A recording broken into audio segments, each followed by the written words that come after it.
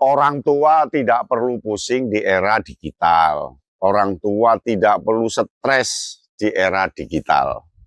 Karena digital itu adalah perkembangan biasa. Seperti kita kecil ada perkembangan-perkembangan yang lain. Perkembangan sepeda, perkembangan radio, perkembangan televisi, perkembangan telepon, internet, dan sekarang era digital. Tenang saja. Nah, berikut tips orang tua agar mampu menjaga anaknya di dunia digital. Audio Jungle. Audio Jungle. Assalamualaikum warahmatullahi wabarakatuh. Salam Kak Yana Bintang. Saya melihat banyak orang tua stres ketika anaknya main HP, main ponsel, terus lupa waktu. Dan saya juga banyak mendengar para orang tua mengeluh, marah-marah, bahkan berantem dengan anaknya hanya gara-gara perbedaan persepsi antara penggunaan ponsel bagi anak dan penggunaan ponsel bagi orang tua. Bahkan dunia digital disalahkan karena tidak bisa memandaikan anak. Bahkan dunia digital dianggap neraka bagi orang tua karena akan membodohkan anak. No, bukan. Ya.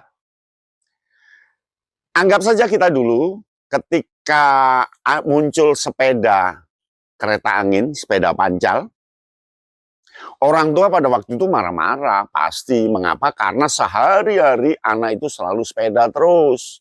Sepeda terus, lupa belajar, main sepeda terus, keluyuran terus.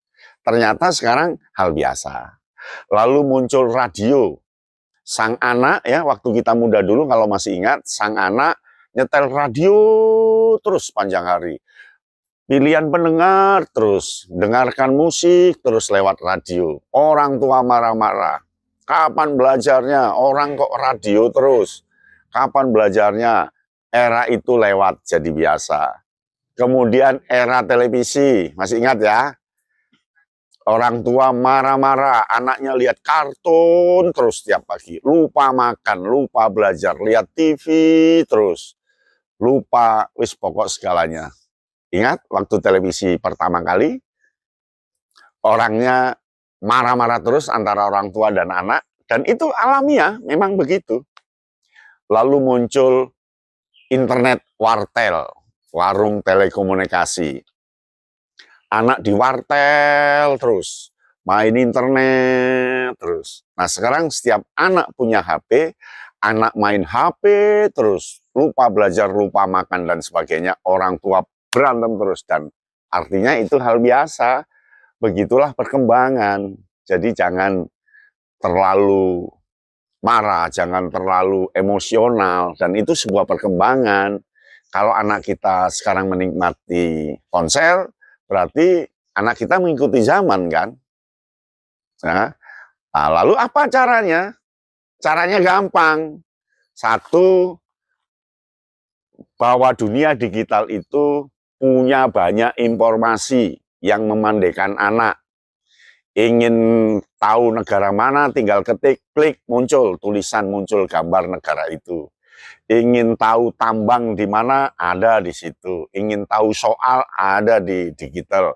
Ingin tahu apa saja ada. Nah, permasalahannya sekarang bagaimana orang tua itu menjaga anaknya supaya dalam batas-batas yang informasi itu. Jangan dicegah, karena ponsel, HP, itu punya ribuan informasi. Yang dicegah adalah yang mengganggu seperti pornografi, judi online, atau yang lainnya. Nah, maka orang tua harus punya kemampuan satu, skill digital. Jadi orang tua itu harus punya kemampuan skill digital. Ya dia tahu cara masuk, dia tahu cara mendownload atau mengunggah, mengunduh, dia tahu cara itu. Jadi punya skill digital. Skill digital ini bisa tanya ke anak, karena anak lebih pandai, lebih pintar. Jadi tanya ke anak. Atau kita belajar buku atau tanya teman kita. Jadi dia harus punya skill digital. Meskipun kemampuan kita kalah lah skillnya dengan anak. Tapi minimal kita tahu skill digital itu. Yang kedua, kita harus punya kultur digital atau budaya digital. Jadi kita ya sehari-hari ya asik juga dengan HP untuk punya budaya supaya nanti connect dengan budaya digital yang dipunyai anak gitu.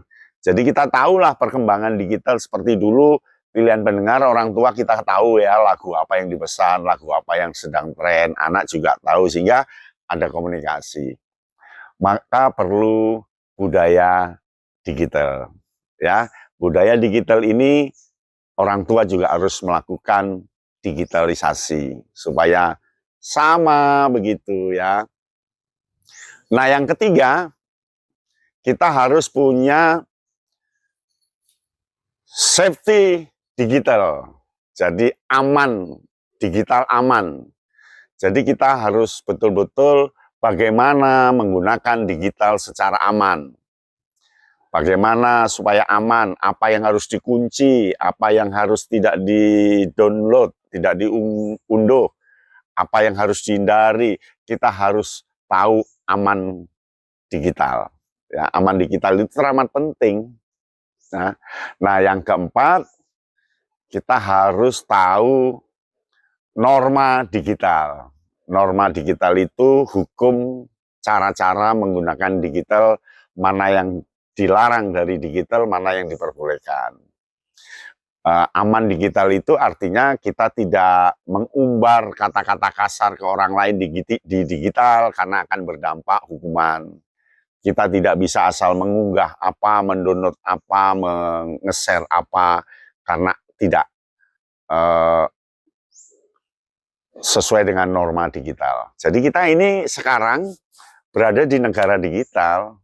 Negara digital itu negara yang tanpa batas. Hari ini juga kita bisa connect, bisa berhubungan dengan orang-orang di Filipina, orang-orang di Palau, orang-orang di negara lain. Jadi kita harus punya kesantunan atau norma digital. Jadi 4 itu, skill digital, kultur digital, safety digital, dan norma digital. Begitu ya, luar biasa.